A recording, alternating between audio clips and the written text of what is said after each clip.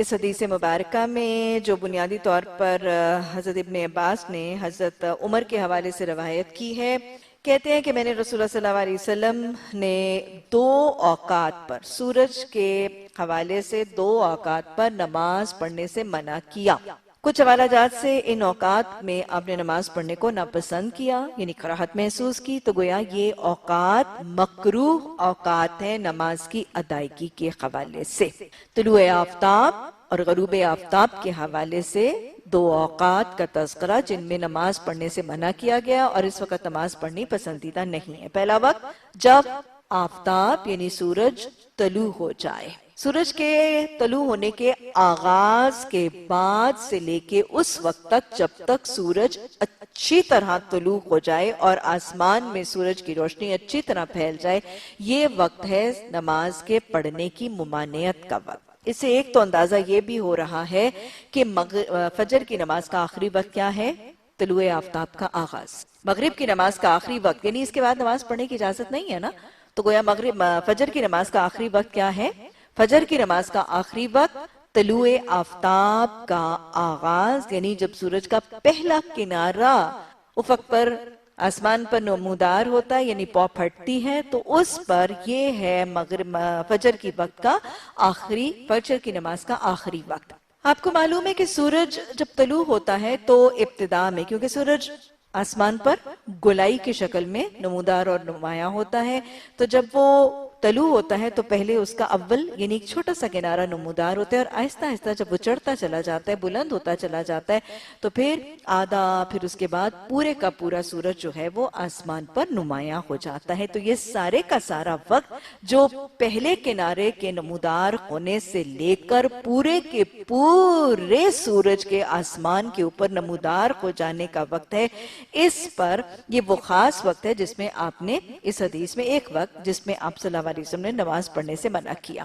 یہ کیوں؟ کیونکہ اس کے حوالے سے ایک اور حدیث بھی موجود ہے کہ آپ صلی اللہ علیہ وسلم نے انہی 2 اوقات پر نماز پڑھنے اور سجدہ کرنے سے منع فرمایا، کیونکہ اس حدیث کے الفاظ یہ ہیں کہ آپ نے فرمایا کہ ان 2 اوقات میں سورج شیطان کے 2 سینگوں کے درمیان طلوع اور غروب ہوتا ہے، اور ہمیں یہ بھی پتا ہے کہ مشرک قومیں جو سورج پرست قومیں ہیں، جو سورج کو پوجنے والی قومیں ہیں، انہی 2 اوقات میں سورج کو سجدہ کرتی۔ کیوں سجدہ کیا جاتا ہے؟ کہ ایک تو یہ وہ وقت ہے جب سورج کی روشنی ابھی پوری تیز نہیں ہوتی، اور یہ وہ وقت ہے جس میں اگر کوئی چاہے تو سورج کو دیکھنا ممکن ہوتا ہے۔ آپ دیکھیں کہ جب سورج نصف نہار پر ہے، جب آسمان پر اونچا اچھی طرح چڑھ جاتا ہے، اس وقت سورج کی روشنی اور اس کی شعاعیں اتنی تیز ہوتی ہیں کہ اگر کوئی کوشش بھی کرے اور چاہے بھی تو وہ سورج کو آنکھ بھر کے دیکھ نہیں سکتا، اور کچھ لمحوں سے زیادہ اس کو نہیں دیکھا جاتا۔ لیکن یہ وہ اوقات ہے کہ اب اس وقت سن ریز یعنی سورج کی شعاعیں جو ہیں وہ اتنی تیز اور اتنی شدید نہیں ہوتی، اور آنکھ بھر کے سورج کو دیکھنا ممکن ہوتا ہے۔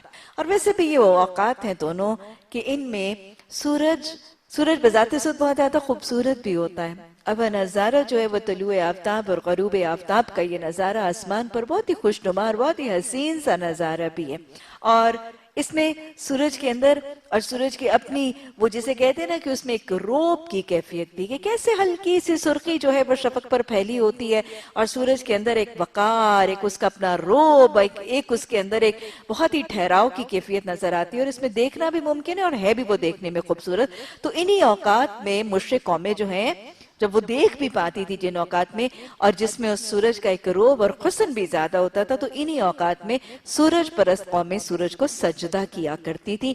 تو لہٰذا ان کے رویے سے مسلمانوں کے سجدوں اور نماز کے اوقات کو ممتاز کرنے کے لیے، الگ کرنے کے لیے، ڈیفرنشیٹ کرنے کے لیے یہی تو وجہ تھی۔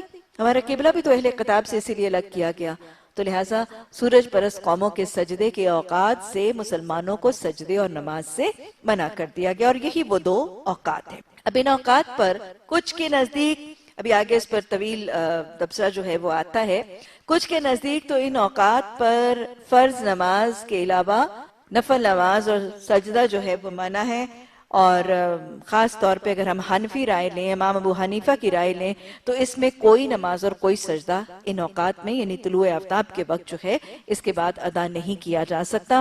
البتہ جب سورج اچھی طرح سے طلوع ہو جائے اور آسمان پر اچھی طرح سے سورج کی روشنی پھیل جائے، تو اس وقت اس وقت البتہ نماز اشراق کا وقت جو ہے اس کا آغاز ہو جاتا ہے۔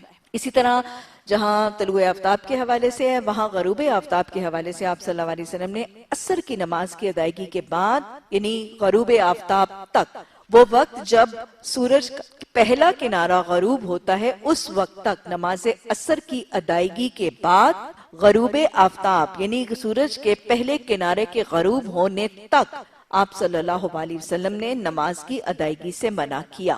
گویا یہاں سے یہ بات بھی واضح ہو رہی ہے کہ عصر کی نماز کا آخری وقت پھر کیا ہے، جو کہ پسندیدہ تو نہیں ہے، لیکن حالات میں اگر اس وقت تک ادا کر لی جائے تو نماز عصر جو ہے بہرحال وہ قضا نہیں ہوگی اور اس کی فرضیت قبول بھی ہو جائے گی اور ادا بھی ہوگی۔ سورج کا پہلا کنارہ جب غروب ہوتا ہے تو وہ عصر کا آخری اور مغرب کا پہلا وقت ہے۔ بعض کے نزدیک تو ان اوقات میں کسی قسم کی کوئی فرض نماز، یعنی فرض نماز تو ظاہر ہے جو اوقات ہیں وہ پہلے ہم واضح کر چکے ہیں، کوئی نفل نماز ادا نہیں ہو سکتی، لیکن آراء بہرحال مختلف ہیں۔ چند کے نزدیک کچھ نفل نمازیں، مخصوص قسم کی نفل نمازیں جیسے تحیت المسجد، نماز عید، قصوف اور خسوف کی نماز، قصف اور خسف کی نماز جو پڑھی جاتی ہے، جنازے کی نماز اور فوت شدہ نماز، کچھ کے نزدیک ان اوقات میں یہ نمازیں ادا کی جا سکتی ہیں، لیکن اس کے علاوہ نفل ادا نہیں کیے جا سکتے۔ اور ساتھ ہی ان اوقات میں، ان دو اوقات میں، عصر کی نماز کے بعد اور ادھر سے طلوع آفتاب کے آغاز کے بعد، ان دو اوقات میں نفل نماز کے علاوہ سجدہ بھی نہیں کیا جا سکتا، لیکن کچھ کے نزدیک سجدہ سہو کی البتہ، سجدہ تلاوت کی البتہ اجازت ہے، سجدہ سہو نہیں، سجدہ تلاوت کی البتہ اجازت موجود۔ اگر ائمہ اکرام کی رائے دیکھی جائے، امام ابو حنیفہ کے نزدیک نہ کوئی سجدہ اور کسی قسم کا کوئی نفل ادا نہیں کیا جا سکتا، یعنی جو میں نے آپ کو تحیت المسجد، خسوف، قصوف یہ بتایا ہے، امام ابو حنیفہ کے نزدیک کوئی بھی نفل نماز اور کوئی بھی نماز اور کوئی بھی سجدہ ادا نہیں کیا جا سکتا، یہ حنفی رائے کے مطابق ہے۔ امام مالک کے نزدیک فرائض تو ادا نہیں کیے جا سکتے، لیکن قضا نماز ادا کی جا سکتی ہیں، اور کچھ نوافل جو میں نے آپ کو اوپر کچھ نمازیں جو میں نے جن کا اوپر ذکر کیا جیسے نماز جنازہ اور قصوف اور خسوف وغیرہ کی نماز ہے وہ ادا کی جا سکتی ہے، یہ مالکی رائے ہے۔ اور امام احمد بن حنبل، حنبلی رائے،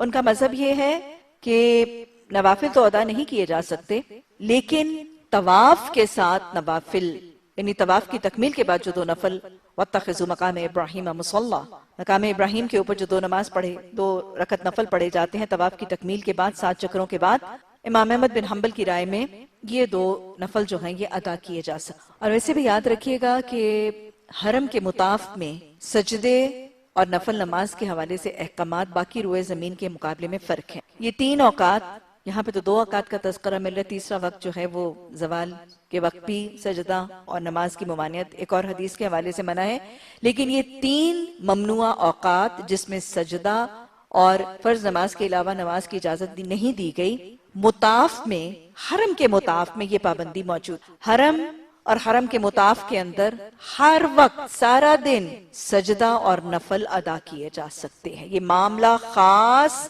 حرم کے اندر اور مطاف کے اندر ہے، لیکن باقی روئے زمین کے لیے یہ معاملہ نہیں ہے۔ تو یہ یاد رکھیے گا کہ عصر کی نماز کے بعد سجدہ یا نفل کی ادائیگی نہیں ہے، اسی طرح طلوع آفتاب کے آغاز سے لے کے اچھی طرح روشنی کے پھیل جانے کے بعد بھی نفل نہیں پڑھے جائیں گے۔ اسے ملتی جلتی اور بھی حدیث موجود ہیں۔ حدیث نمبر 358 حضرت ابن عمر رضی اللہ تعالیٰ عنہ سے روایت ہے کہ انہوں نے فرمایا کہ رسول اللہ صلی اللہ علیہ وسلم نے فرمایا کہ طلوع آفتاب اور غروب آفتاب کے وقت اپنی نمازیں ادا کرنے کی کوشش نہ کیا کرو۔ حدیث نمبر 359 حضرت ابن عمر رضی اللہ تعالیٰ عنہ سے روایت ہے کہ رسول اللہ صلی اللہ علیہ وسلم نے فرمایا کہ جب آفتاب کا کنارہ طلوع ہونے لگے، وہی بات جو میں نے آپ کو بتائی کہ پہلا کنارہ جب روشن نمایاں ہوتا ہے، جب تک وہ پورا نہیں نکلتا تو نماز موقوف کر دو، یعنی پوسٹ پون کر دو، یہاں تک کہ سورج بلند ہو جائے اور سورج کا کنارہ ڈوبنے لگے تو نماز موقوف کر دو تاکہ آفتاب پورا چھپ جائے۔ سمجھ میں آئی بات؟ حدیث نمبر 360 حضرت ابو ہریرہ رضی اللہ تعالیٰ عنہ کی روایت سے حدیث ہے کہ رسول اللہ صلی اللہ علیہ وسلم نے 2 قسم کی خرید و فروخت اور 2 قسم کے لباسوں سے منع کیا۔ یہ حدیث ہم پہلے 240 حدیث ہم پہلے بہت وضاحت سے پڑھ چکے ہیں اور میں بڑی وضاحت سے اس کی شرح بھی بیان کر چکی ہوں۔ آپ نے 2 قسم کے لباسوں سے، یعنی وہ ایک نماز میں جب لباس اور کپڑے تھوڑے تھے تو گوٹ مار کے پہننا اور اشتمال، اور وہ بہت وضاحت سے ہم بات کر چکے ہیں. اور پھر اسی طرح آپ نے 2 قسم کی خرید و فروخت سے بھی منع کیا. اگر آپ ہلکا سا دہرا لیں تو 2 قسم کی خرید و فروخت جسے آپ صلی اللہ علیہ وسلم نے منع فرمایا تھا. المنابزہ، نابزہ کا مطلب ہوتا ہے پھینک دینا، پھینکنا. الملامسہ، لمس کا مطلب ہوتا ہے چھونا، پھینکنا اور چھونا تجارت میں، اس سے منع کیا تھا. اور میں نے آپ کو وہاں بتایا تھا کہ عربوں کے اندر تجارت اور کاروباری جو سوداگر تھے انہوں نے ایک طریقہ جو ہے وہ زیادتی کا، اپنے خریدار پر ایک زیادتی کا سا طریقہ جو ہے وہ رائج کر رکھا تھا. اور وہ کیا کہتے تھے کہ اگر کسی مال یا کسی چیز بیچنے والے کے پاس ایک خریدار آتا ہے اور وہ سوداگر کیا کرتا ہے، وہ مال اس کی طرف پھینک دیتا ہے اور اس کی طرف ڈال دیتا ہے، تو وہ کہتا ہے کہ جس کی طرف میں پھینک دوں گا اس کو خریدنا لازم ہو جائے گا. اور دوسرا طریقہ یہ تھا کہ وہ یہ کہتے تھے کہ اگر کسی خریدار نے خریدنے والے مال کو ٹچ کر لیا، لمس کر لیا، جیسے بس اوقات ہم نے کپڑا خریدنا ہوتا ہے تو ہم کیا کرتے ہیں، اس کے مٹیریل کو چھو کے دیکھتے ہیں نا، ٹچ کر کے دیکھتے ہیں کہ سافٹ ہے، نرم ہے، اوریجنل ہے، پیور ہے، کیسا ہے. تو ان کا طریقہ یہ تھا کہ وہ کہتے تھے کہ اگر کسی خریدار نے کسی مال کو لمس کر لیا، چھو لیا، ٹچ کر لیا، اس کی کوالٹی کو، اس کی کسی چیز کو اسیس کرنے کے لیے، تو بس اگر چھو لیا تو خریدنا لازم ہو جائے گا. یہ کیا تھا؟ یہ قسم کی زیادتی تھی نا، اور ایک قسم کی ایکسپلائٹیشن تھی. اور جو خریدار ہے اس کو مال کو چیک کرنے، اس کو ریجیکٹ کرنے، اس کو خریدنے یا نہ خریدنے کا اختیار جو ہے اس سے محروم کیا جا رہا ہے. اور جو سوداگر ہے وہ جبراً اپنا مال جو ہے وہ بیچنا جو ہے اس کا طریقہ اختیار کرے، تو شریعت جو ہے وہ کسی کی حق تلفی، کسی کے ساتھ ناانصافی اور زیادتی کو پسند نہیں کرتی. تو یہ 2 طریقے جو خرید و فروخت کے ان کے معاشرے میں غلط سے طریقے رائج تھے، رسول اللہ صلی اللہ علیہ وسلم نے ان دونوں تجارت کے طریقوں سے منع کر دیا. تو آپ نے 2 قسم کے لباسوں سے منع کیا، پھر اسی طرح آپ نے 2 قسم کی تجارتوں سے منع کیا، اور آپ نے 2 اوقات پر نماز سے منع کیا. یہ وہی 2 اوقات ہیں جن کا تذکرہ ہم پچھلی حدیث میں کر چکے. اسی روایت میں انہوں نے کچھ اضافہ کیا کہ 2 نمازوں سے بھی منع کیا کہ نماز فجر کے بعد ہر قسم کی نماز تاکہ آفتاب اچھی طرح نکل آئے، اور نماز عصر کے بعد یہاں تک کہ سورج غروب ہو جائے. باب نمبر 22، نماز عصر کے بعد غروب آفتاب سے پہلے نماز کا قصد نہ کرے. حدیث نمبر 361، حضرت معاویہ رضی اللہ تعالی عنہ سے روایت ہے کہ انہوں نے فرمایا کہ تم ایک ایسی نماز پڑھتے ہو، حالانکہ ہم نے رسول اللہ صلی اللہ علیہ وسلم کے ساتھ رہے ہیں، لیکن ہم نے انہیں کبھی وہ نماز پڑھتے ہوئے نہیں دیکھا، بلکہ آپ نے تو اس کی ممانعت فرمائی، یعنی عصر کے بعد 2 رکعتیں. اسی بات کی تصدیق جو پہلے چلی آ رہی ہے کہ آپ صلی اللہ علیہ وسلم نے عصر کے بعد نماز پڑھنے سے منع فرمایا. عصر کے بعد کوئی نماز ادا نہیں ہوگی، اور عصر کے بعد سنتیں، نوافل اور کوئی اور نماز ادا نہیں ہوگی، اور اسی چیز سے آپ صلی اللہ علیہ وسلم نے منع فرمایا. یہ اصل میں اس دور میں آپ کو پتا ہے کہ عصر کے ساتھ 4 سنتیں ہیں، اور یہ سنتیں کون سی ہیں؟ غیر موقتہ. آپ نے کبھی پڑھی اور آپ نے کبھی نہیں پڑھی، لیکن عصر کی یہ 4 سنتیں عصر کے 4 فرائض سے پہلے ادا کی جاتی. 4 سنت پھر 4 فرض، یہ ہے عصر کی نماز کی ترتیب. اور یہ 4 سنتیں پہلے ہی ادا کی جاتی ہیں، بعد میں نہیں ادا کی جاتی. لیکن اس دور میں رسول اللہ صلی اللہ علیہ وسلم کی وفات کے بعد کچھ لوگ ایسے تھے کہ جو نماز عصر کے بعد 2 سنتیں پڑھا کرتے تھے، تو ان کو حضرت معاویہ نے منع فرمایا کہ ہم نے رسول اللہ صلی اللہ علیہ وسلم کو ان 2 رکعتوں سے منع کرنے کی تاکید حدیث مبارکہ میں فرمائی. گویا اگر آپ دیکھیں تو صحابہ اکرام کا طریقہ کہ کسی کو شریعت، قرآن اور حدیث کے احکامات کی خلاف ورزی کرتے ہوئے دیکھتے تھے تو ان کو روکا جاتا تھا. یہ نہیں ان المنکر ہے، لیکن روکا کیسے جاتا تھا؟ حدیث اور قرآن کی دلیل اور سند دے کر. کیونکہ قرآن نے کیا کہا ہے؟ ہاتھو برہانکم ان کنتم صادقین، اپنی دلیل لاؤ اگر تم سچے ہو. تو کسی کو اگر غلط بات سے، غلط کام سے، شرعی طور پر غلط معاملے سے روکنا ہے تو روکنا صرف اپنی زبان اور اپنے قال کے ساتھ نہیں، حدیث اور قرآن کے اقوال اور ان کے احکامات کے ذریعے اور سند اور دلیل کے ساتھ، لاجک کے ساتھ بات کرنا صحابہ اکرام کا بھی طریقہ ہے، اور یہی رسول اللہ صلی اللہ علیہ وسلم کی تربیت. باب نمبر 23، عصر کے بعد نماز قضا اور اس کی سببی نماز پڑھنا. حدیث نمبر 362، حضرت عائشہ رضی اللہ تعالی عنہ سے روایت ہے کہ انہوں نے فرمایا کہ قسم ہے اس اللہ کی جو رسول اللہ صلی اللہ علیہ وسلم کو دنیا سے لے گیا کہ آپ نے عصر کے بعد 2 رکعتیں ترک نہیں فرمائیں، یہاں تک کہ آپ اللہ سبحانہ تعالیٰ سے جا ملے. آپ کو وفات سے پہلے کھڑے ہو کر نماز پڑھنے میں دشواری آئی تو پھر اکثر نماز کی ادائیگی بیٹھ کر فرماتے تھے. چنانچہ آپ عصر کے بعد 2 رکعت ہمیشہ پڑھا کرتے تھے، لیکن مسجد میں نہیں پڑھتے تھے، مبادا کہ آپ کی امت پر گرا ہو، کیونکہ آپ کو امت کے حق میں تخفیف پسند تھی. یہ حدیث پہلی حدیث کے کچھ برخلاف ہے، لیکن اکثریت کے روح میں یہ حدیث جو ہے یہ پہلی حدیث کے حوالے سے منسوخ ہے.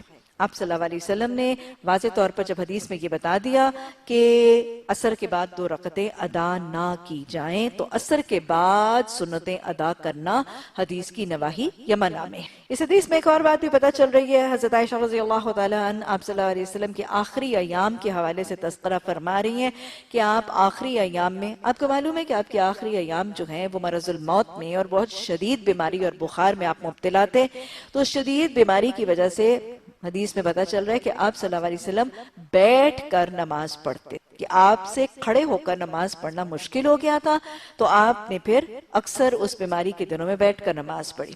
گویا عذر، اگر بیماری یا کوئی اور جائز عذر ہے تو اس میں بیٹھ کر نماز پڑھنا جائز ہے، سنت رسول صلی اللہ علیہ وسلم سے ثابت ہے۔ لیکن یہ یاد رکھیے کہ بیٹھ کر نماز پڑھنا عذر کی حالت میں جائز بھی ہے، اور اگر عذر والا شخص بیٹھ کر نماز پڑھے گا تو اس کے اجر میں کمی نہیں ہوگی۔ لا اکراہ فی الدین، دین میں جبر نہیں ہے نا، کیونکہ عذر اس کا خود ساختہ تو نہیں ہے، اللہ سبحانہ تعالیٰ کی طرف سے تکلیف آئی ہے۔ تو اگر اس بیماری، اس تکلیف، اس مشکل کی وجہ سے وہ کھڑا ہو کے نہیں پڑھ رہا تو شریعت نے اجازت دے دی ہے کہ بیٹھ کے پڑھ لو۔ اور ایسے صاحب عذر والے شخص کے لیے، ایسے معذور کے لیے اگر وہ بیٹھ کر پڑھتا ہے تو اجر میں کمی نہیں ہے۔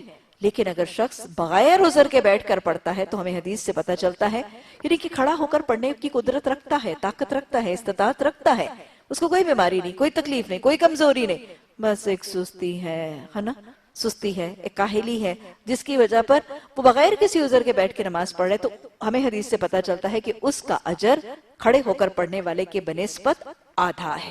یعنی بغیر عذر کے جو شخص بیٹھ کے نماز پڑھتا ہے اس کی فرضیت تو ادا ہو جائے گی، لیکن اس کا اجر کھڑے ہو کر پڑھنے والے سے کم ہو جائے گا۔ اور اسی طرح رسول اللہ صلی اللہ علیہ وسلم کا یہ راستہ بھی اور ان کا یہ طریقہ بھی نظر آ رہا ہے کہ آپ صلی اللہ علیہ وسلم امت کی آسانی اور سہولت کے حوالے سے کتنا طریقہ اور کتنا دھیان اور خیال رکھتے ہوئے نظر آتے ہیں۔ تو اگر ہم واضح طور پر اسے یہ دیکھ لیں تو آپ کو یہ حقیقت کلیئرلی نظر آ جاتی ہے کہ رسول اللہ صلی اللہ علیہ وسلم نے نماز ان 2 اوقات پر نماز پڑھنے سے منع فرمایا ہے، ان 2 اوقات پر نماز پڑھنے سے منع فرمایا ہے، اور یہ 2 اوقات آپ نے کلیئرلی دیکھ لیے، ساری احادیث میں آپ کو یہ واضح طور پر پتہ چل گیا کہ کون سے 2 اوقات پر آپ صلی اللہ علیہ وسلم نے نماز پڑھنے سے منع فرمایا۔ اگر آپ دیکھیں تو اسی طرح کی ملتی جلتی حدیث آگے 363 بھی حضرت عائشہ رضی اللہ تعالیٰ عنہ سے روایت ہے کہ انہوں نے فرمایا رسول اللہ صلی اللہ علیہ وسلم نے 2 رکعات فجر سے پہلے اور 2 رکعات عصر کے بعد پوشیدہ اور اشکارا دونوں حالتوں میں کبھی ترک نہیں فرمائی۔ تو اس حوالے سے اگر دیکھا جائے تو آپ یہ واضح طور پر دیکھ لیجئے کہ نبی صلی اللہ علیہ وسلم نے ان اوقات سے پہلے، ان اوقات پر خاص طور پر نماز نہیں پڑھی، اور اس کے حوالے سے ہم یہ 2 اوقات جو ہے ہم نے واضح طور پر دیکھ لیا کہ ان 2 اوقات میں نماز جو ہے وہ فرض نماز کے علاوہ باقی نمازیں ادا نہیں کی جائیں گی۔ باب نمبر 24، وقت گزر جانے کے بعد قضا نماز کے لیے اذان دینا۔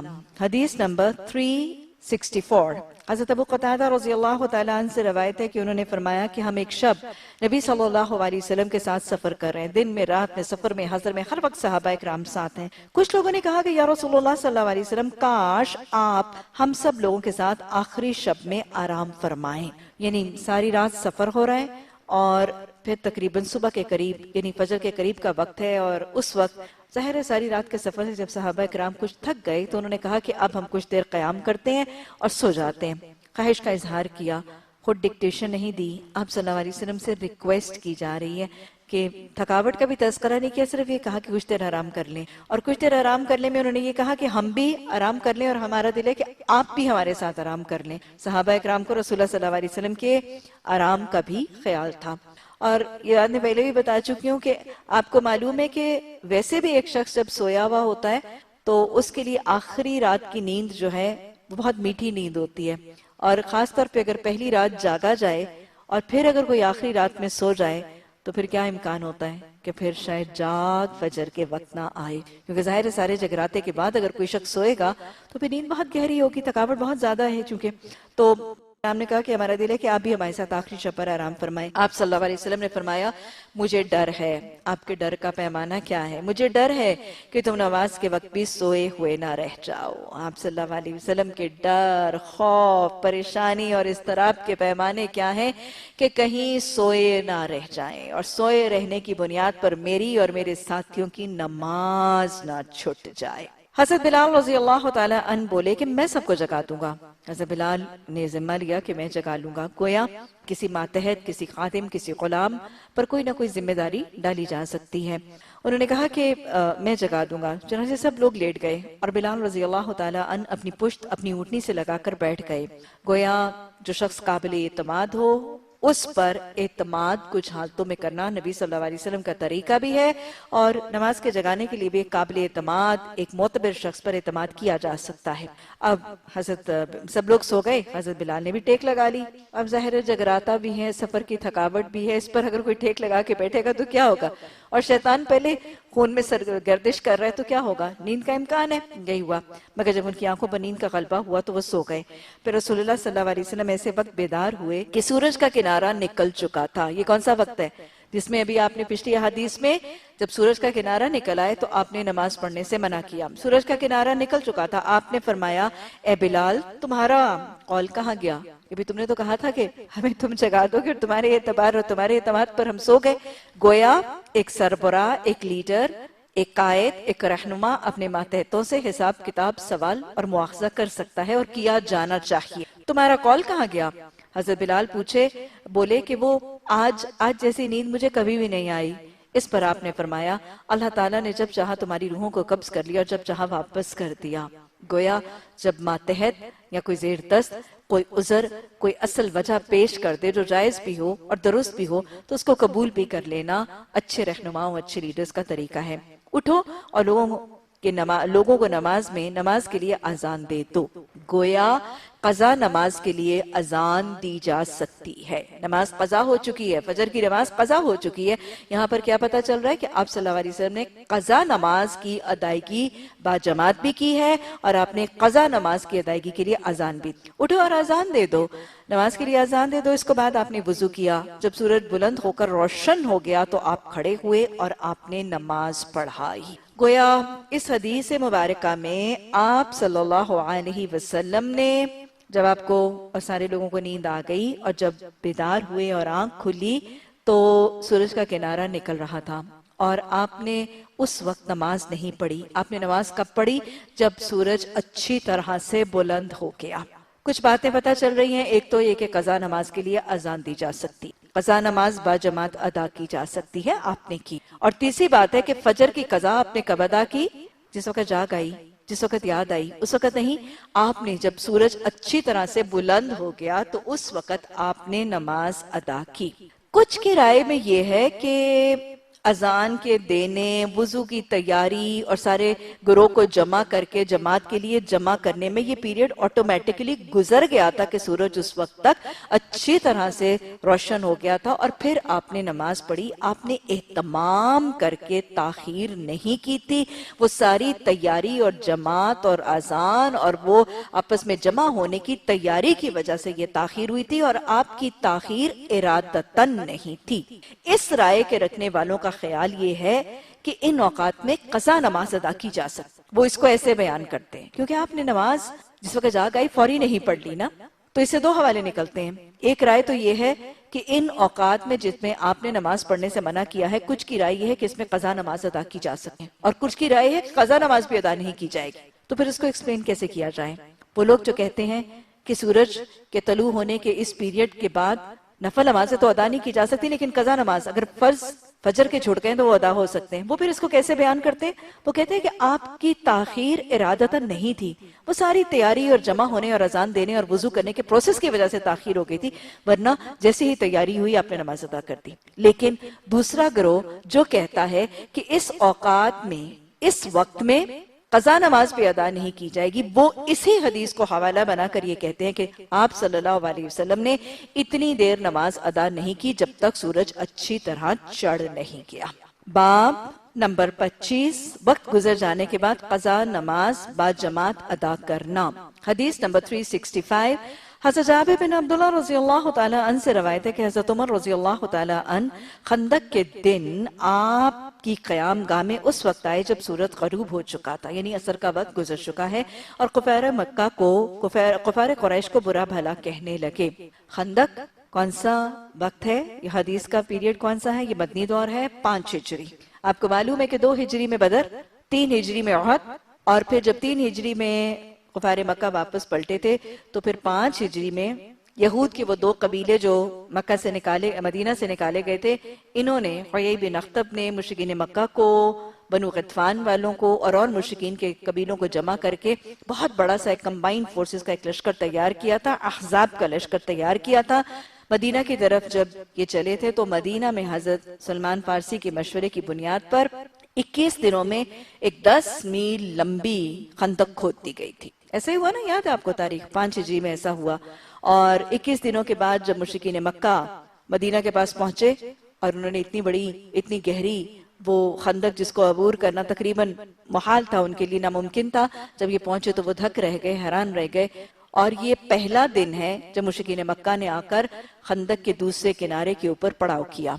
ज़ाहिर है इतना बड़ा लश्कर, तकरीबन 15 से 20 हजार की नफरी का लश्कर, और फिर उसका एक रोब, उसकी एक हैबत। और फिर आपको पता है कि पहले 2 दिन तो मुशरिकीन मक्का ने बहुत कोशिश की, उन्होंने तो अपनी एड़ी चोटी का जोर लगाया, यहाँ तक कि घोड़ों की एड़ लगा के उमर बिन अब्दूद और कुछ और उनके जंगी सूरमा जो हैं, इन्होंने खंदक को क्रॉस भी कर लिया था। तो ये पहला दिन, उसमें खौफ भी था, वो हैबत भी थी, इतने बड़े लश्कर और उसके पड़ाव का एक खौफ और वो रोब भी था। और फिर पूरी की पूरी खंदक की हिफाजत का मामला भी इनके लिए पेश नजर था। तो नबी सल्लल्लाहु अलैहि वसल्लम और सहाबा इकराम इतने कुछ प्री ऑक्यूपाइड हो गए कि खंदक के इस पार भी हिफाजत के लिए, क्योंकि दुश्मन एड़ लगा के, अपने घोड़ों की एड़ लगा के फिर भी कहीं कहीं क्रॉस करते हुए नजर आ रहे थे। तो इस सारी की सारी हिफाजत की वजह से मुसलमानों का वो गिरोह जो है वो इतने कुछ हिफाजत में मसरूफ हो गए कि उनकी असर की नमाज, हजरत उमर रजी अल्लाह तआला अन्हु की असर की नमाज छूट गई। और सबसे पहले याद किसको आई? हजरत उमर को याद आई, हजरत उमर की फजीलत, इनकी नमाज से मोहब्बत और इनका ज़ौक़ शौक। और जब सूरज ग़रूब हो रहा था तो उस वक़्त उनको याद आई, और वो याद आया तो फिर सबसे पहले कमी और कोताही होती थी, सबसे पहले रसूलुल्लाह सल्लल्लाहु अलैहि वसल्लम के पास हाजिर होते थे, क्योंकि इनको पता था कि जिसकी असर की नमाज छूट गई, फौत हो गई, उसका घर बार माल अहल अयाल लुट गया। इतने शदीद गम में रसूलुल्लाह सल्लल्लाहु अलैहि वसल्लम के पास खिदमत में हाजिर हुए। मतलब आप देखिए तो सही ना, इन्होंने खंदकें खोदी हैं, इन्होंने भूख और फाके काटे हैं, इन्होंने जिहाद किया है, ये सरहद की हिफाजत पर मौजूद हैं, लेकिन इतने अफजल और इतने जबरदस्त रब पसंद अमाल के बावजूद असर की नमाज छूटने पर कितना शदीद गम है, कितना दुख है। और नबी सल्लल्लाहु अलैहि वसल्लम के सामने इसका तस्करा है और कुरैश मक्का को बुरा भला कह रहे हैं कि नहीं, इतने नेक अमाल की कैफियत में भी लेट गो नहीं है। नमाज की छूट, नेकोकार से नेकोकार, बड़े से बड़े दीनदार, बड़े से बड़े आलिम, बड़े से बड़े मुजाहिद तक को भी नमाज की छूट नहीं है। नमाज अंडर नो सिचुएशंस, नेकोकार से नेकोकार शख्स को भी नमाज की छूट नहीं है। और कोई उज़र नहीं है, बड़ी से बड़ी नेकी कर रहे हैं तो कहो लो मैं इतना बड़ा नेकी का काम करो, नमाज नहीं पढ़ना ही, कोई तसव्वुर ही मौजूद। हज़रत उमर रसूलुल्लाह सल्लल्लाहु अलैहि वसल्लम के पास आए और अर्ज़ किया, या रसूलुल्लाह सल्लल्लाहु अलैहि वसल्लम, सूरज ग़रूब हो गया और नमाज असर मेरे लिए पढ़ना मुमकिन ना रहा। नबी सल्लल्लाहु अलैहि वसल्लम ने फरमाया, अल्लाह की कसम, असर की नमाज मैं भी नहीं पढ़ सका। रसूलुल्लाह सल्लल्लाहु अलैहि वसल्लम को याद दहानी करवाने वाले हज़रत उमर है, उनकी फजीलत। अब ये भी पता चल रहा है कि अपने से इल्म में, अमल में, उम्र में, पोजीशन में, स्टेचर में अगर कोई बड़ा भी हो, उससे भी कोई कमी हो रही हो तो उसको याद दहानी करवाई जा सकती है, उसको भी याद दहानी करवाई जा सकती है। हजरत उमर का मकसद नबी सल्लल्लाहु अलैहि वसल्लम को शायद याद दहानी करवाना नहीं था, वो तो सिर्फ अपनी नमाज के गम से आए थे, लेकिन ये बहरहाल किया जा सकता है। रसूलुल्लाह सल्लल्लाहु अलैहि वसल्लम का तरीका क्या है? आजी है, इनकिसारी है, एतराफ़े खता है। हजरत उमर ने आके तस्करा किया तो फौरन अपना मुहासबा और अपनी कमी का एतराफ, अपनी खता का एतराफ, ये होता है अल्लाह के पसंदीदा बंदों का तरीका। लम यस्सिरु अला मा फ़अलू व हुम यअलमून, वो इसरार नहीं करते अपने गुनाह पर, अपनी कमी पर, अपनी ज्यादतियों पर, अपनी नाफरमानी और अपनी सरकशियों पर जमे और डटे नहीं रहते जब उन्हें पता चल जाए। एतराफ़े खता रसूलुल्लाह सल्लल्लाहु अलैहि वसल्लम का तरीका, एतराफ़े खता अल्लाह के पसंदीदा रवैये बंदों का तरीका हमारे लिए रसूलुल्लाह सल्लल्लाहु अलैहि वसल्लम की जिंदगी में बेहतरीन नमूना है। जब कमी हो जाती, कोताही हो जाती तो क्या है? इतराफ़े खता, उस पर नदामत, इस्तग़फ़ार और फिर इस्लाह, ये सारी चीजें नजर आएंगी नबी सल्लल्लाहु अलैहि वसल्लम के रवैये में।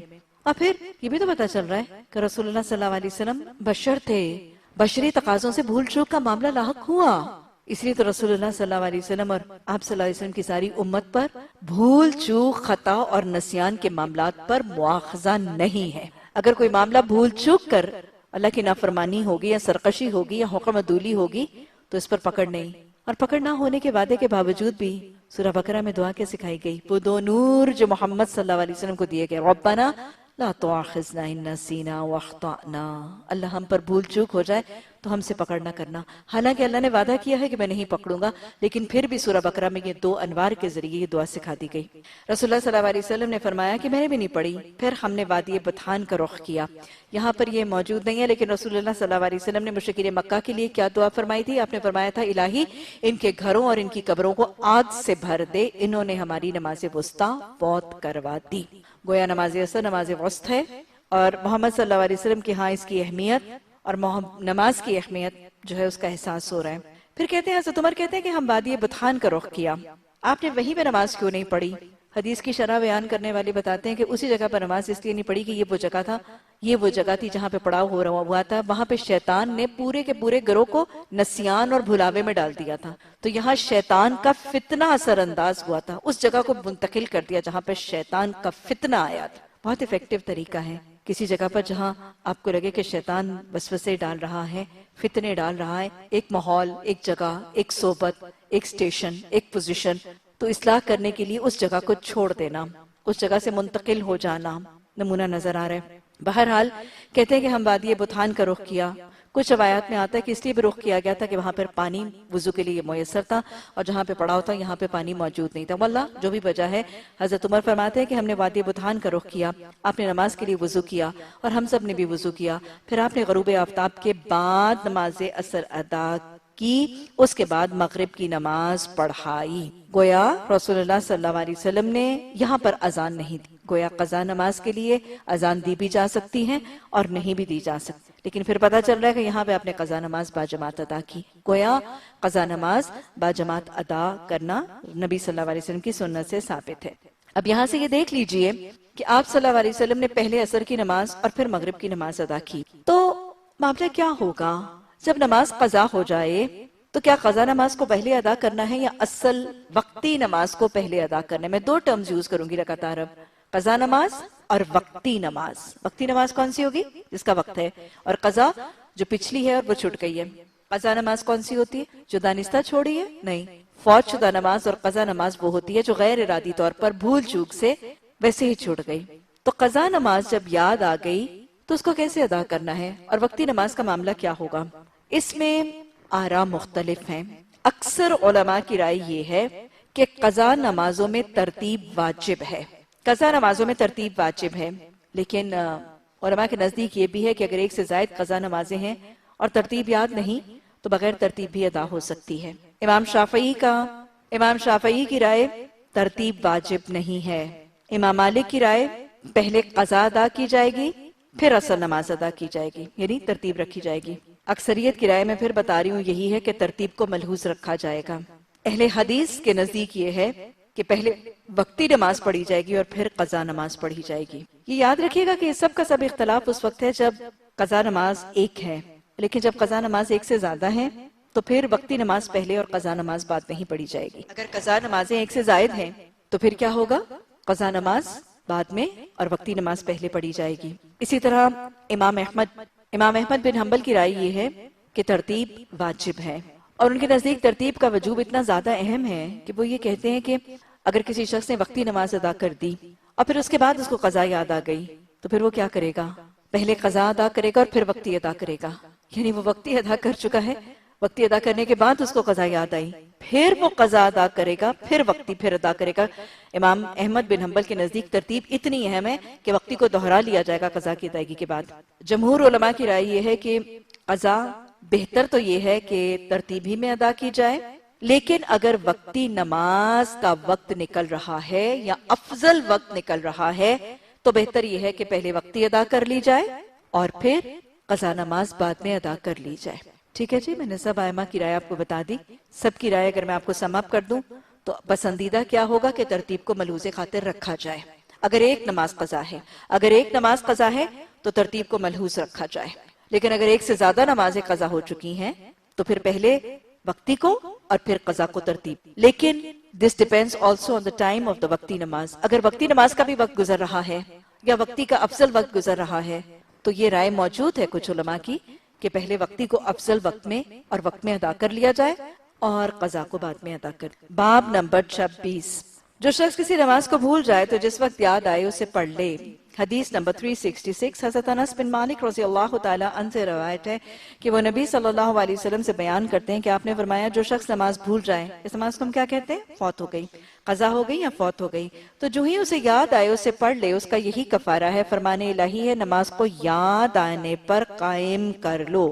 اقیم الصلاۃ للذکر، نماز کو یاد آنے پر قائم کر لو.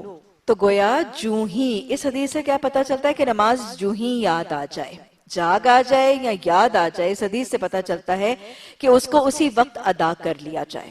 یہ حدیث نفی کرتی ہے ان لوگوں کی جو یہ کہتے ہیں کہ ان دو اوقات پر قضا ادا نہیں کی جائے گی. میں نے آپ کو بتایا کہ آپ نے دو اوقات پر کہا کہ نماز ادا نہیں کی جائے گی. امام ابو حنیفہ کے نزدیک ان اوقات میں قضا نماز بھی ادا نہیں کی جائے گی. اور امام ابو حنیفہ کون سی حدیث کو حوالہ بناتے ہیں؟ وہ جو میں نے واقعہ آپ کو سنایا کہ نبی صلی اللہ علیہ وسلم اچھی دیر تک ٹھہر گئے تھے اور سورج جب اچھی طرح سے چڑھ گیا تھا تو اس وقت آپ نے نماز پڑھی.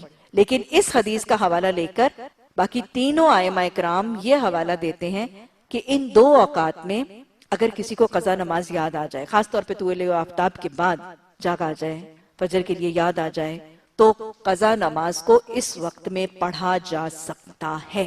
یہ معاملہ تو ہو گیا قضا نماز کا. اس میں دو آراء البتہ موجود ہیں. ایک حدیث میں یہ تو خیر بتا دیا نا کہ جو قضا نماز ہے اس کا کفارہ پھر کیا ہے؟ اس کی ادائیگی.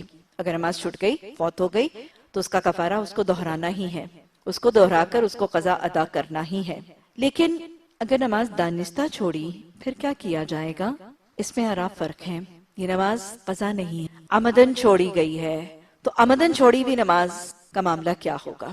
یاد ہونے کے باوجود سستی سے شاپنگ میں، پارٹی میں، کسی چیز میں نماز دانستہ چھوڑی گئی، اس کا معاملہ کیا ہوگا؟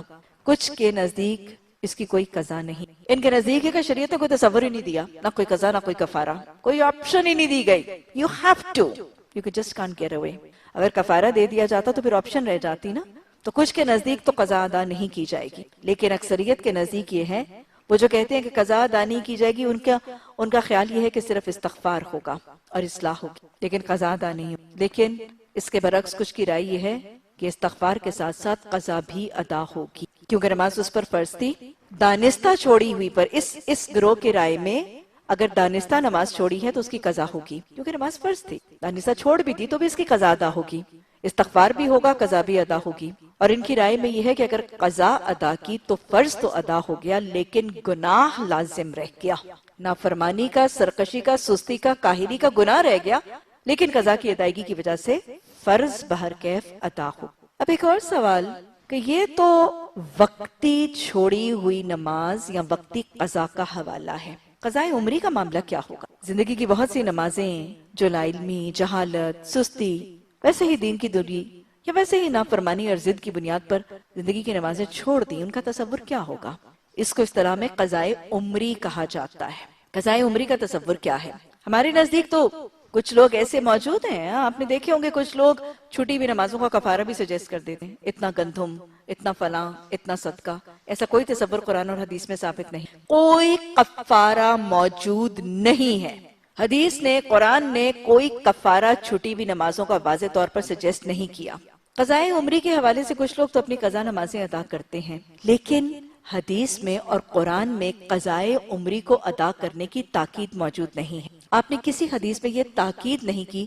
ہم نماز کے بارے میں کتنے واضح احکامات پڑھ رہے ہیں، کتنی کتب پڑھ رہے ہیں ہم نے، کہیں کسی اتنی ڈیٹیل احادیث، جتنی نماز کے بارے میں احادیث ہے اتنی کسی اور دین کے معاملے میں حکم نہیں. اور اتنے احادیث کے خزانے کے باوجود کوئی حدیث کا خزانہ، کوئی سنت کا نمونہ ایسا موجود نہیں کہ آپ نے کسی صحابی کو، کسی کو جو دیر سے دائرہ دین میں داخل ہوا، جس سے سستی کی شاید زندگی میں، آپ نے کہیں یہ تاکید نہیں فرمائی کہ قضائے عمری ادا کرو. تو قضاء عمری کا تصور قرآن و حدیث سے ثابت نہیں ہے. ہاں جو کرنٹ نمازیں چھوٹ گئیں حال کے دور میں، ابھی کرنٹ تازی نمازیں چھوٹ گئی، ان کی تو قضا میں نے آپ کو بتایا ادا کر دی جائے گی. لیکن جو پچھلی ساری زندگی کی نمازیں چھوٹی، قضاء عمری کی شکل کی حدیث اور قرآن میں موجود نہیں ہے. پھر طریقہ کیا ہے؟ استغفار، انابت، توبہ کرنا، رب کی طرف پلٹ آنا. اور پھر توبہ کیسی ہوگی؟ توبۃ النصوح. حضرت عمر سے پوچھا گیا تھا توبۃ النصوح کیا ہے، تو حضرت عمر نے کیا کہا تھا؟ حضرت عمر نے فرمایا تھا توبۃ النصوح یہ ہے کہ گناہ کا کرنا تو درکنار، گناہ کا ارادہ بھی تمہارے دل میں نہ آئے، یہ ہے توبۃ النصوح. تو قضاء عمری کا تصور تو نہیں ہے، لیکن اگر کسی کی نمازیں چھٹ گئی ہیں تو وہ کیا کرے گا؟ وہ استغفار کرے گا اور توبۃ النصوح کرے گا اور پھر اصلاح کر لے گا. اس کے بعد نمازیں چھوڑنے کا خیال بھی اس کے دل میں نہیں آئے. نماز چھوڑنے کا تصور تو درکنار، نماز چھوڑنے کا خیال، سوچ، وہ بھی اس کے دل میں نہیں آئے گی. یہ ہے گزشتہ زندگی کی نمازوں کی کمی کی ادائیگی کا طریقہ، توبہ، استغفار اور توبۃ النصوح اور اصلاح. لیکن اس کے باوجود کچھ لوگوں کو پھر بھی شدید غم اور پریشانی اور دکھ کہ میری تو بہت ہی چھوٹ گئی. پھر کیا کیا جائے؟ ایک تو مولانا مودودی رحم اللہ تفہیم الاحادیث میں بہت ہی خوبصورت سا نسخہ لکھتے ہیں اور بڑی پیاری سی تجویز ہے. لوگوں کو بھی یہ سمجھا دیا کریں، کیونکہ یاد رکھیے گا وہ شخص جو ساری زندگی نمازی نہیں تھا اور سستی اور کاہلی کی بنیاد پر نماز چھوڑتا رہا، آپ نمازی بنا ہے اور اسے کہیں کہ اکہری نہیں دوہری نمازیں پڑھو. یعنی پہلے تم ایک ظہر کی نماز پڑھنے سے سستی کرتے تھے، اب ایک ظہر نہیں، وہ پچھلی 18 سال کی عمر والی ظہر کی نمازیں بھی ادا کرو. این ممکن ہے کہ وہ پھر شاید بھاگ جائے گا. اس پر دوہری مشقت ڈالنا شریعت کا طریقہ نہیں ہے. اور پھر بھی آپ دیکھیں کہ اگر اکہری کی بجائے دو نمازیں پڑھنی ہے، پچھلی بھی پڑھنی پڑیں گی، تو نماز میں وہ خشوع اور خضوع بھی نہیں رہے گا.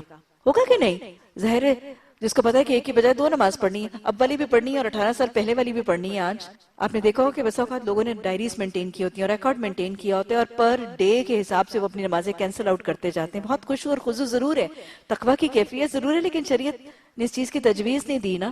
ایک تو شخص پر بوجھ بہت زیادہ ہو جائے گا، اس کی نماز کا خشوع اور خضوع گھٹ جائے گا. تو بس شریعت نے سکھایا کہ یہ نماز پڑھتے رہو، توبہ کرو، استغفار کرو، اصلاح کرو اور اب حال کی نمازیں پڑھتے رہو اور مستقبل کی فکر کر لو. مولانا مودودی رحم اللہ علیہ یہ تفہیم الاحادیث میں تجویز دیتے ہیں کہ اگر کسی کو پھر بھی فکر ہو تو وہ جو سنت رکعتیں اور نفل جو وہ اپنی زندگی میں پڑھتا ہے، اس میں یہ نیت اور اس میں یہ خواہش اللہ سے کر لیا کرے اور اللہ سے یہ دعا کر لیا کرے کہ یہ جو سنتیں اور یہ جو نوافل میں ادا کر رہا ہوں یا کر رہی ہوں، اس کو میرے گزشتہ زندگی کے فرائض کا کفارہ بھی بنا دینا.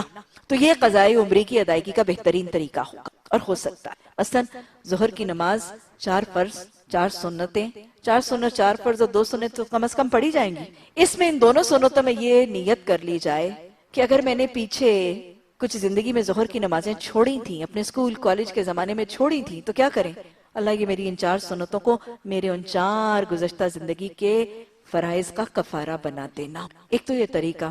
اور دوسرا طریقہ میں آپ کو بتاؤں کہ بہت سے گناہ ایسے ہوتے ہیں جن کا عملی کفارہ ادا کرنا ممکن نہیں، تو پھر اس کا کفارہ استغفار کے ساتھ نمازوں کی کمی اگر کسی سے ہو گئی تو پھر اس کے کفارے کا طریقہ ہے لوگوں کو نمازوں کی دعوت دینا، لوگوں کو نمازوں کی طرف مائل کرنا. انشاءاللہ لوگوں کو قیمت صلاح کی طرف مائل کرنے والا جب لوگوں کو نماز کی طرف دعوت دے گا اور اس کی دعوت پر لوگ نماز پڑھیں گے تو ان کی پڑھی جانے والی نمازیں اس کی نمازوں کی کمی کا کفارہ ضرور ہو جائیں گی انشاءاللہ. تو لہٰذا اپنی سنتوں اور اپنی نوافل پر نیت کر لینا، اللہ سے دعا کر لینا کہ ان کو فرائض کا کفارہ بنا دے اور لوگوں کو، اگر اپنی زندگی نماز سے دوری میں گزری تو لوگوں کو نماز کی طرف مائل کر کے ان پڑھنے والوں کو اپنا صدقہ جاریہ بنا کے ان کی نمازوں کو اپنی گزشتہ نمازوں کا کفارہ بنا لی. باب نمبر 27 حدیث نمبر 367. حضرت انس بن مالک رضی اللہ تعالیٰ عنہ سے روایت ہے، انہوں نے فرمایا کہ رسول اللہ صلی اللہ علیہ وسلم نے فرمایا کہ جب تک تو نماز کے انتظار میں ہو گویا تم نماز ہی ہو. ایک تو یہ کہ پتہ چل رہا ہے کہ رسول اللہ صلی اللہ علیہ وسلم کے ہاں نماز کتنا پسندیدہ اور محبوب عمل ہے. نمازی آپ کے ہاں کتنے محبوب، اللہ اور اللہ کے رسول صلی اللہ علیہ وسلم کے ہاں نمازی کتنے محبوب ہیں. نماز کی فضیلت کا احساس ہو رہا ہے کہ نماز کتنی افضل اور کتنا زیادہ اجر و ثواب والا عمل ہے کہ نماز کا انتظار کرنے والے کو بھی اتنا اجر دیا جا رہا ہے. نماز کی فضیلت کا احساس ہو رہا ہے، نماز کے لیے انتظار کرنے والے کی فضیلت کا احساس ہو رہا ہے. یہ پتہ چل رہا ہے کہ جو شخص نماز کا انتظار کرتا ہے اس کو اتنا ہی اجر دے دیا جاتا ہے جتنا نماز کی حالت کا اجر. نماز کا انتظار افضل عمل ہے.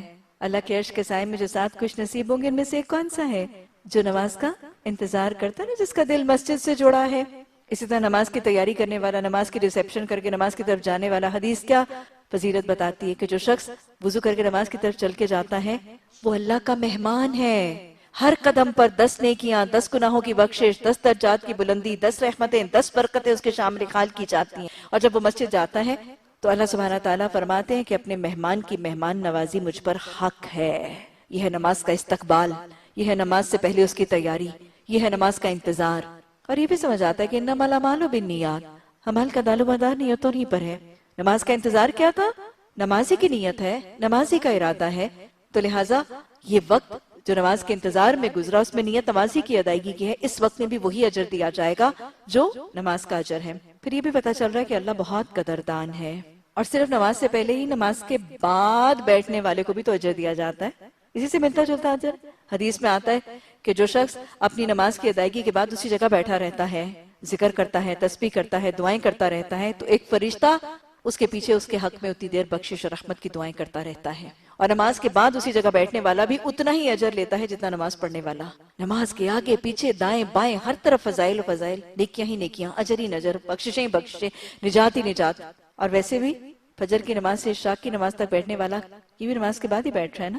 فجر کی نماز اول وقت میں ادا کر کے اپنی جگہ پر جو شخص بیٹھا رہتا ہے جہاں تک کہ سورج اچھی طرح طلوع ہو جاتا ہے اور پھر وہ عشاء کی نماز ادا کر کے اٹھتا ہے تو اس کو ایک حج اور عمرے کا اجر لکھ دیا جاتا ہے. تو نماز سے پہلے بھی انتظار اور نماز کے بعد بھی قیام، یہ ساری چیزیں باعث اجر و ثواب. رب اجعلنی مقیم الصلاۃ ومن ذریتی. اور ویسے بھی یہ پتہ چل رہا ہے کہ عشاء کی نماز جب سورج اچھی طرح سے طلوع ہو جاتا ہے اور سورج کی روشنی اچھی طرح سے پھیل جاتی ہے تو عشاء کی نماز کا وقت شروع ہوتا ہے. ہاں جی، اس کتاب کی آخری حدیث نمبر 369.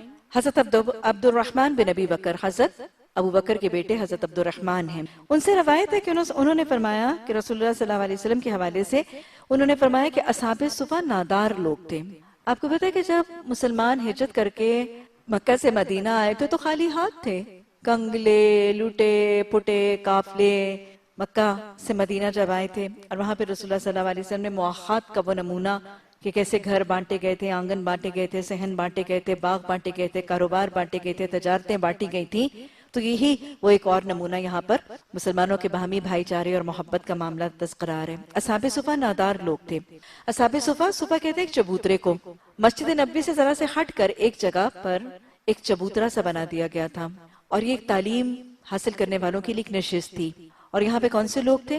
یہ وہ لوگ تھے جو ہمہ وقت، جنہوں نے اپنے آپ کو فل ٹائم ہمہ وقت دین سیکھنے کے لیے اپنی زندگی کو مختص کر دیا تھا. انہوں نے ڈیڈیکیٹ کر دیا تھا اپنے فل ٹائم کام کاج، کاروبار، زراعت، صنعت، کھیتیاں، سب کچھ چھوڑ دیا تھا. انہوں نے سب کچھ چھوڑ دیا تھا، کاروبار دھندے چھوڑ کر یہ خالص انہوں نے اپنا وقت دین، قرآن، حدیث کی تعلیمات سیکھنے کے لیے مختص اور مخصوص کر دیا تھا. ڈیڈیکیٹ کر دیا تھا اپنی زندگی کو، خاص کر دیا تھا اپنی زندگی کو قرآن سیکھنے اور دین سیکھنے کے لیے. تو یہ وہ اصحاب صفہ تھے.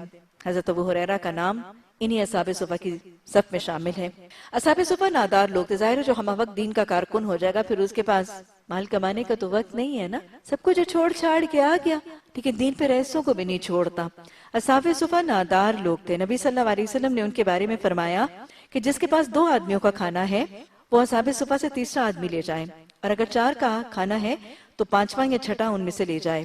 یعنی نبی صلی اللہ علیہ وسلم کا اسلامی معاشرے کا ایک طریقہ، معاشرہ کا کمزور طبقہ، معاشرے میں دین کے ہمہ وقت خادم، ان کی کفالت کا طریقہ کیا ہے؟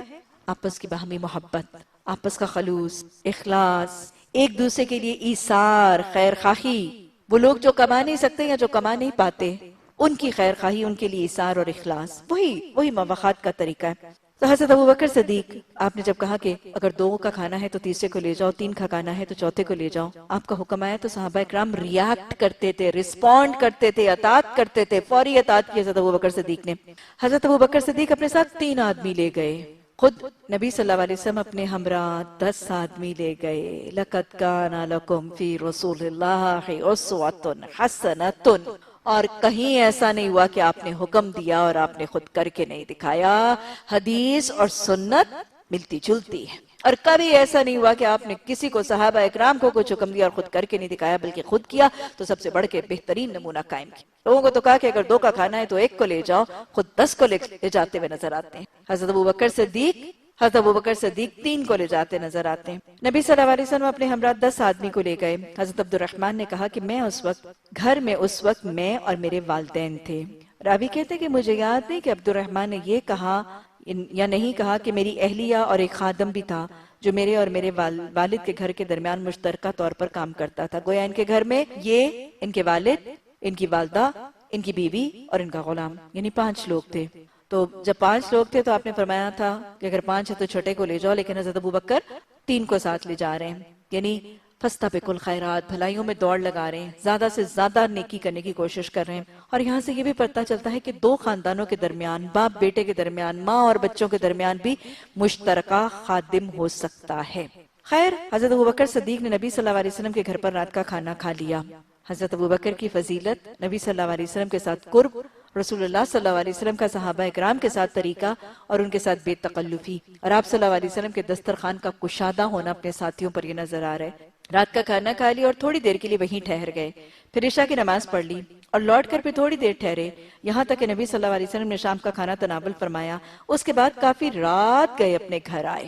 کیا پتہ چل رہا ہے؟ عشاء کی نماز کے بعد بات چیت کرنا، کسی کے گھر میں رہنا، ان کے گھر میں کھانا کھانا جائز ہے۔ وہ جو بار بار کچھ لوگوں کا یہ تصور ہے نا کہ عشاء کی نماز کے بعد جاگا نہیں جا سکتا، تو یہ معاملہ نہیں تھا۔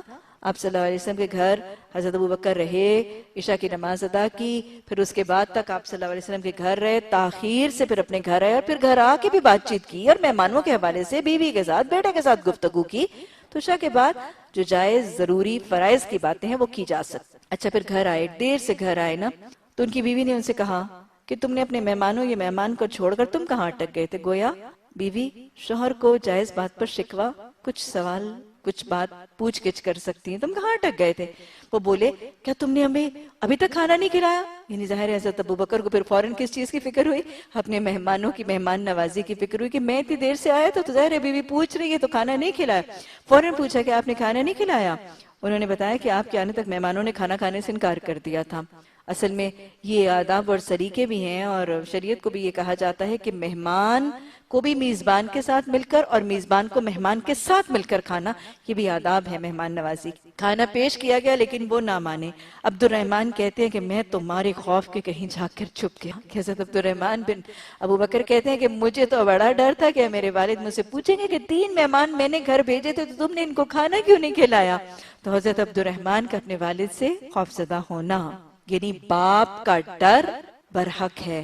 ہو سکتا ہے باپ کا ادب، باپ کا احترام، باپ کے سوال جواب، پوچھ گچھ، ان کی اکاؤنٹیبلٹی کا خوف حضرت ابوبکر صدیق جیسے گھرانے میں نظر آ رہے ہیں۔ اور اتنا بڑا بیٹا جس کی جو بیاہیں ہوئے ہیں، شادی شدہ ہیں، گھر ہے، غلام ہے، وہ بھی اپنے باپ سے خوف کرتا نظر آتا ہے۔ ہاں، چھوٹے چھوٹے بیٹوں سے مائیں اور باپ ڈرتے نظر آتے ہیں۔ وہ ماحول دیکھ لیجئے، اتنا بڑا بیایا ہوا بیٹا جو ہے وہ اپنے باپ سے خوف زدہ ہو رہے ہیں، کہتے ہیں میں تمہارے خوف کے کہیں چھپ گیا۔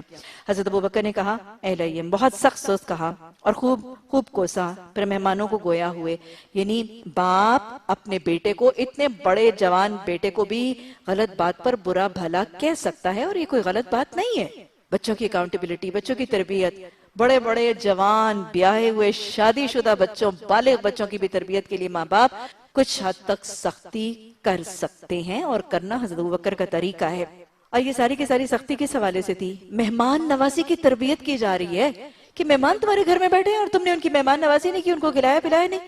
گویا حضرت ابوبکر صدیق کے ہاں مہمان نوازی کی اہمیت کتنی ہے، اور اچھے میزبان کے طریقے اور سنتیں نظر آ رہی ہیں، خود بھی کر رہے ہیں، بیٹے کو بھی سکھا رہے ہیں، بیوی کی بھی اکاؤنٹیبلٹی ہو رہی ہے۔ یہ ہے اچھے میزبان کے نمونے۔ پھر انہوں نے کہا کہ قسم ہے میں ہرگز نہیں کھاؤں گا، یعنی انہوں نے قسم کھا لی کہ میں کھانا نہیں کھاؤں گا جب تک میرے مہمان کھانا نہیں کھائیں گے۔ عبد الرحمن کہتے ہیں اللہ کی قسم ہم جب لقمہ لیتے تھے پھر کھانا جو ہے وہ مہمانوں کے سامنے چن دیا گیا، اور پھر جب کھانا دسترخوان پر مہمانوں کے آگے رکھا گیا تو حضرت عبد الرحمن جو ہیں وہ اب اپنا تذکرہ کر رہے ہیں کہ دسترخوان پر حال کیا ہوا کہ ہم جب لقمہ لیتے تھے تو نیچے سے زیادہ بڑھ جاتا تھا، تاں کا کہ سب مہمان سیر ہو گئے، اور جس قدر کھانا پہلے تھا اس سے زیادہ کھانا بچ گیا۔ ہاں کیا تھا؟ یہ کرامات تھی۔ آپ کو پتہ ہے نا کہ نبیوں کو تو رسول اللہ صلی اللہ علیہ وسلم کو اور دوسرے نبیوں کو اللہ سبحانہ تعالیٰ نے معجزات دی ہیں نا، یہ کھانے کے، پانی کے اور بھی کچھ معجزات، عارضی معجزات. نبی صلی اللہ علیہ وسلم کو کوئی مستقل معجزہ تو نہیں دیا گیا تھا، لیکن اس قسم کے متفرق سے عارضی معجزات آپ کی حیات طیبہ میں موجود ہیں. لیکن نبی کے علاوہ جب اس قسم کے سپر نیچرل اور غیر نارمل جو حالات ہیں یہ جب رونما ہوتے ہیں تو ہم ان کو معجزہ نہیں کہتے، ان کو ہم کیا کہتے ہیں؟ کرامات. اللہ کے رسولوں کے علاوہ اللہ کے اولیاء اور اللہ کے صالحین اور نیک بندوں کے ساتھ جب سپر نیچرل فینومناز ہوتے ہیں تو ان کو کرامات کہا جاتا ہے. یہ یاد رکھیے گا کہ انبیاء کے معجزات پر ایمان لانا تو عقیدہ رسالت اور ایمان بالرسل کے لیے لازمی جزو ہے. یعنی حضرت عیسیٰ علیہ السلام کو جو معجزات دیے گئے تھے ان کو ماننا ضروری ہے. حضرت موسیٰ علیہ السلام کو جو معجزات دیے گئے تھے ان پر ایمان لانے کے لیے ان دونوں معجزات کو ماننا لازم ہے. اس کے بعد ایمان بالرسل مکمل نہیں ہوتا. لیکن صالحین، اولیاء اللہ کے نیکوکار بندوں کو اللہ سبحانہ تعالیٰ بس اوقات کچھ کرامات سے نوازتے ہیں. یہ اللہ کا طریقہ ہے. کرامات کا مطلب کیا ہے؟ کرامات کرم سے ہیں. کرم کس کو کہتے ہیں؟ عزت. کسی کو عزت دینا، کسی کو پریسٹیج دینا، اس کو پوزیشن دینا. تو لہٰذا کرامات عزت سے ہیں، عزت دیے جانے والے واقعات. تو کرامات اللہ سبحانہ تعالیٰ کچھ اپنے نیکوکاروں، اپنے صالحین، اپنے اولیاء اللہ، اپنے کچھ عبادت گزاروں کو کچھ کرامات سے نوازتے ہیں. یہ حقیقت ہے، اس میں کوئی شک کی بات نہیں. لیکن کرامات پر ایمان نہ لانے والا، اس کا ایمان کم نہیں ہوتا. ایمان کی کمی کا معاملہ نہیں ہے. اگر کوئی کرامت پڑھنے کے بعد ایمان لانے پہ دل ہے تو ایمان لائیں، اور اگر کسی کرامت کو سننے یا سمجھنے کے بعد اگر آپ کا دل مطمئن نہیں ہوتا اور اگر آپ اس پر ایمان نہیں لائیں گے، اس کو نہیں مانیں گے، تو اس میں ایمان میں خلل نہیں آئے گا. کچھ اولیاء اللہ کی کرامات مشہور ہے معاشرے میں اور وہ بڑی عجیب سی لگتی ہیں. اگر آپ کا دل نہیں مانتا تو بے شک نہ مانیں، لیکن یہ تو بخاری شریف میں صحیح حدیث پہ واقعہ موجود ہے. تو لہٰذا صحیح حدیث ہے، اس کو مان لینا بہرحال بہتر ہے. لیکن پھر بھی میں دہرا رہی ہوں کہ اولیاء اللہ اور اللہ کے نیکوکار بندوں کے ساتھ جو یہ اس قسم کے معاملات ہوئے، ان کو اگر نہ بھی مانے تو اس سے ایمان میں خلل نہیں آتا. بہرحال یہ کچھ کرامت تھی جو حضرت ابوبکر صدیق کے ساتھ ہوئی. حضرت ابوبکر صدیق نے کھانا ویسے زیادہ بچ گیا. حضرت ابوبکر صدیق رضی اللہ تعالیٰ نے کھانا دیکھا وہ ویسے ہی ہے بلکہ اسے زیادہ ہے. تو حضرت ابوبکر صدیق نے اپنی اہلیہ سے کہا، اے قبیلہ بنی فراز کی بہن، یہ کیا ماجرا ہے؟ انہوں نے عرض کیا، اے میری آنکھوں کی ٹھنڈک. یعنی وہ پہلے خفگی کے ساتھ جو بول رہی تھی اب شوہر کو کیا کہہ رہی ہیں؟ آنکھوں کی ٹھنڈک کہہ رہی ہیں. اے میری آنکھوں کی ٹھنڈک، یہ کھانا اس وقت پہلے سے 3 گنا ہے. وہ کہتے ہیں نا، وَمَن يُوقَ شُحَّ نَفْسِهِ فَأُولَٰئِكَ هُمُ الْمُفْلِحُونَ، جو دل کی تنگی سے بچ گیا وہ فلاح پا گیا. یہ لوگ دل کی تنگی سے بچ جاتے تھے نا. کھانا پہلے سے 3 گنا ہے بلکہ اس سے بھی زیادہ. پھر اس میں حضرت ابوبکر نے تناول فرمایا اور کہا، ان کی یہ قسم شیطان ہی کی طرف سے تھی. قسم کھائی تھی، انہوں نے قسم توڑی اور قسم کو توڑنے کا کفارہ ادا کیا. قسم شیطانی کی طرف سے تھی کہ ایک لقمہ اسے مزید کھایا اور باقی ماندہ کھانا نبی صلی اللہ علیہ وسلم کے پاس اٹھا کر لے گئے. وہ صبح تک آپ کے پاس پڑا رہا. حضرت عبد الرحمن کہتے ہیں کہ ہمارے اور ایک اور گروہ کے درمیان کچھ عہد تھا جس کی مدت گزر چکی تھی، تو ہم نے 12 آدمی علیحدہ کر دیے. اصل حدیث کی شرح بیان کرنے والے بتاتے ہیں کہ رسول اللہ صلی اللہ علیہ وسلم نے سارے اہل اصحاب صفہ کو کھلانے کے لیے ان کے 12 گروپس بنا دیے تھے اور ان گروپس کو لوگوں میں ڈسٹریبیوٹ کر دیا تھا. 12 آدمی علیحدہ کر دیے. ان میں سے ہر ایک کے ساتھ کچھ آدمی تھے. یہ تو اللہ ہی جانتا ہے کہ ہر شخص کے ساتھ کتنے آدمی تھے. ان سب نے اس میں سے کھایا. عبد الرحمن رضی اللہ تعالیٰ عنہ نے کچھ ایسا ہی کہا. اللہ سبحانہ تعالیٰ یہ کتاب مواقیت الصلاۃ جو ہم نے پڑھی، اللہ ہمیں اس کا فہم عطا فرما. اللہ اس کے احکامات کو یاد رکھنے کے لیے ہم سب کو شرح صدر کر دے. اللہ یاد رکھنے، ان پر عمل کرنے، نماز کے اوقات کو یاد رکھنے، نماز کو اول افضل اوقات میں ادا کرنے کی توفیق عطا فرما.